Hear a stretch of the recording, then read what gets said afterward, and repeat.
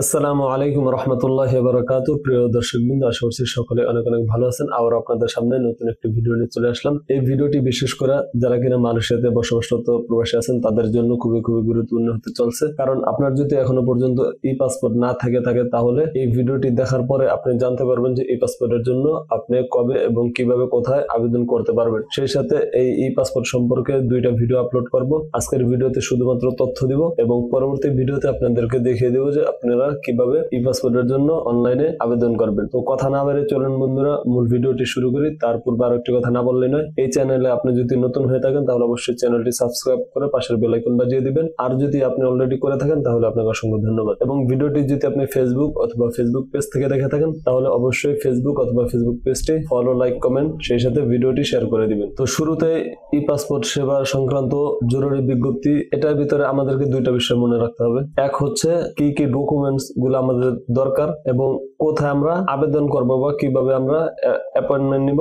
এই দুইটা জিনিস কিন্তু আমাদের খুবই ভেরি ইম্পর্টেন্ট। অতএব আপনি যদি ভিডিওটা টাইনা দেখেন বা স্কিপ করে দেখেন তাহলে কিন্তু হয়তোবা মিস হয়ে যাবে, তখন আপনার ভুল হইতে পারে কোথাও এবং তখন কিন্তু কোনো লাভ হবে না এই ভিডিওটা দেখার কারণে। শুরুতে আমরা যেই বিজ্ঞপ্তিটা তারা জারি করছে সেই বিজ্ঞপ্তিটা পড়ে নিচ্ছি। মালয়েশিয়ায় বসবাসরত সম্মানিত সকল প্রবাসী বাংলাদেশীদের সদয় অবগতির জন্য জানানো যাচ্ছে যে Bangladesh high commission Kuala Lumpur Malaysia প্রবাসীদের জন্য আগামী 19 এপ্রিল 2024 ই পাসপোর্ট সেবা চালু হতে যাচ্ছে। প্রবাসী বাংলাদেশী যাদের জাতীয় পরিচয়পত্র, যাদের কিনা জাতীয় পরিচয়পত্র এনআইডি অথবা জন্ম নিবন্ধন অনলাইন কপি আছে, শুধুমাত্র তারাই ই পাসপোর্টের জন্য আবেদন করতে পারবে। যাদের কিনা পাসপোর্ট আছে তারাই কিন্তু এখানে আবেদন করতে পারবেন। যাদের পাসপোর্ট একেবারে নেই তারা কিন্তু পারবেন না, আগে বলে দিচ্ছি। তারপরে আপনি যদি অপ্রাপ্ত বয়স্ক হয়ে থাকেন তাহলে আপনার বাবা মার এনআইডি অনলাইন ভেরিফাইড এনআইডি লাগবে, যেটা কিনা শো করতে হবে। ঠিক আছে, অনলাইন ভেরিফাইড কপি যদি আপনি দাখিল করাতে পারেন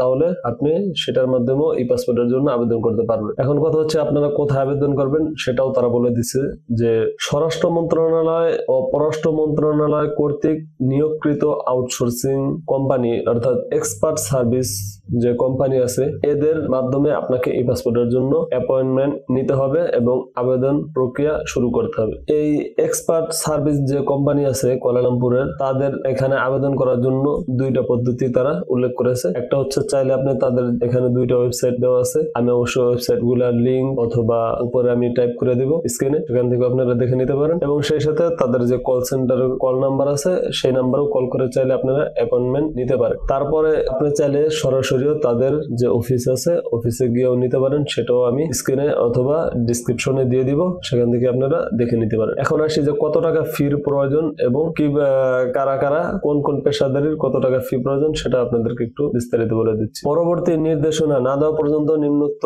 হারে ই পাসপোর্টের সরকারি ফি নির্ধারণ করা হলো। তো এখানে তারা একটা চার্ট দিয়ে দিছে।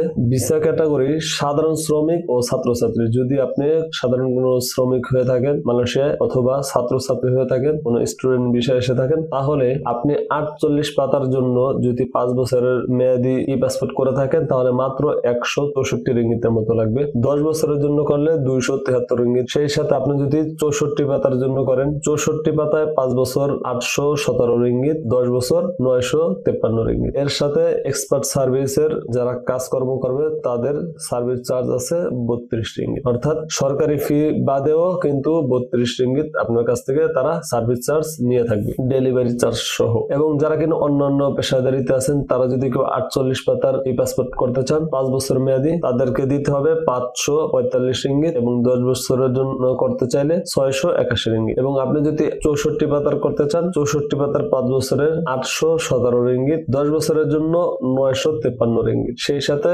সার্ভিস সেন্টারের সার্ভিস চার্জ আছে 60 রিঙ্গিত। এই হচ্ছে তাদের মূলত ই পাসপোর্ট সেবা সংক্রান্ত যে বিজ্ঞপ্তি, সেটা এই ডকুমেন্ট এবং এই ফির মাধ্যমে আপনারা চাইলে তাদের যে ওয়েবসাইট আছে ওয়েবসাইট অথবা কল সেন্টার অথবা তাদের অফিসে গিয়ে ই পাসপোর্টের যে অ্যাপয়েন্টমেন্ট এটা নিতে পারেন এবং তারপরে আপনারা চাইলে বাকি কার্যক্রমগুলো করতে পারেন। তো আপনারা ঘরে বসে কিভাবে ই পাসপোর্টের জন্য আবেদন করবেন সেটা অবশ্যই পরবর্তী ভিডিওতে আমি আপনাদেরকে দেখে দেওয়ার চেষ্টা করব। আশা করি পরবর্তী ভিডিওটা আপনারা দেখবেন এবং এই ভিডিওটা যদি আপনাদের ভালো লেগে থাকে তাহলে অবশ্যই ভিডিওটি শেয়ার করতে ভুলবেন না।